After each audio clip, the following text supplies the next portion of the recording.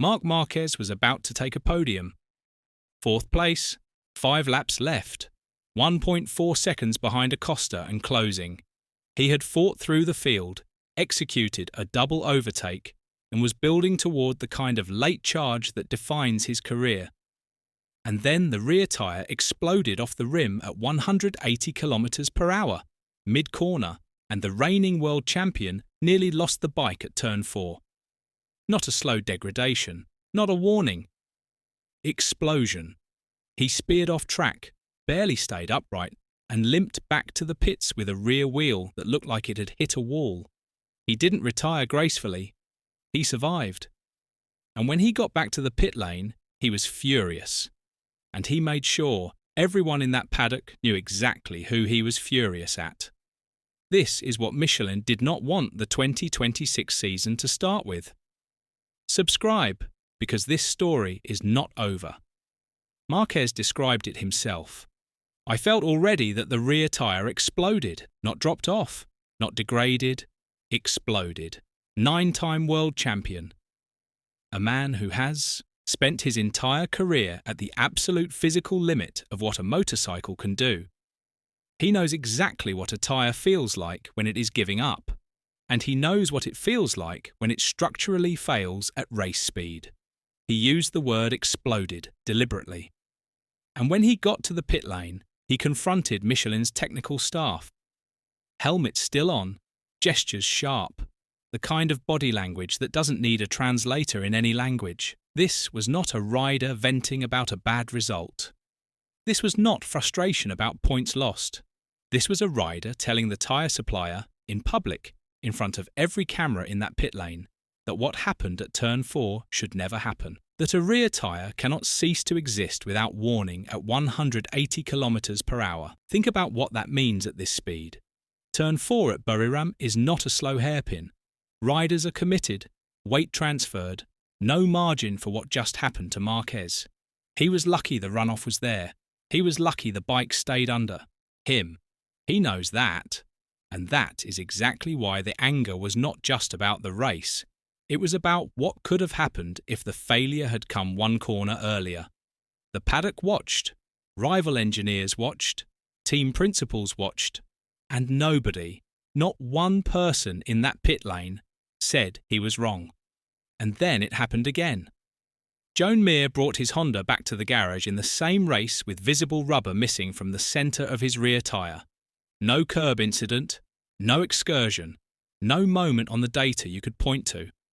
Just gone. He called it an issue with an external supplier. Paddock language. Carefully chosen, legally safe, understood by everyone within seconds. 2 rear tyre failures. Same race, same circuit, same brutal Buriram heat. Different manufacturers, different bikes, same catastrophic result. Engineers were pulling telemetry before the checkered flag had even fallen, cross-referencing tyre pressures, surface temperatures, sector times from the exact corner, where both bikes had failed. The conversations spreading through the garages were not about setup adjustments for round 2. They were about whether the compound Michelin had brought to Thailand was safe to push to the absolute limit, and whether anyone had known the real answer before the race started. When the safety conversation enters the room in MotoGP, everything else stops. That is where Thailand was by the time the trophy was being handed out, and nobody in that paddock was pretending otherwise. Meanwhile, Ducati were being humiliated in a way nobody in the sport saw coming at round 1. And the tyre story was only part of it. For the first time since the 2021 British Grand Prix, 88 consecutive races, Ducati Lenovo left a Grand Prix without a single podium. Not one. Bagnaia, the man who won back-to-back world championships on this exact machinery, had failed to make it out of Q1 on Saturday. The factory couldn't manage the rear tyre in the Buriram heat well enough to even qualify on merit. And in the race, Sylvain Guintoli said what the data was screaming. Bagnaia was half a second slower through corners where he had set the lap record 2 years ago. He can't hook the bike up. He can't get drive out of the corners. Half a second per lap. In the corners. on a Ducati that was supposed to be the most dominant machine in MotoGP.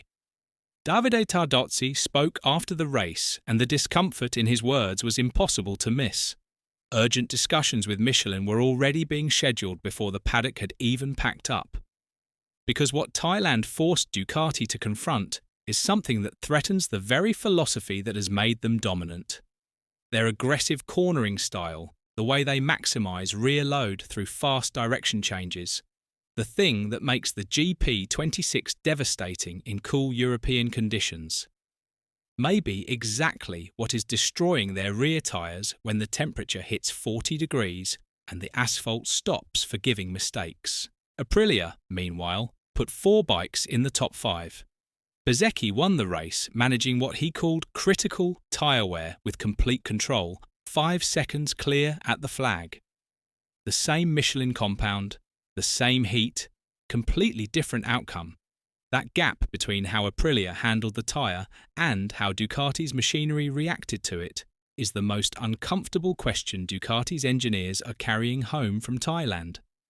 If that is true, it is not a setup tweak, it is a fundamental rethink.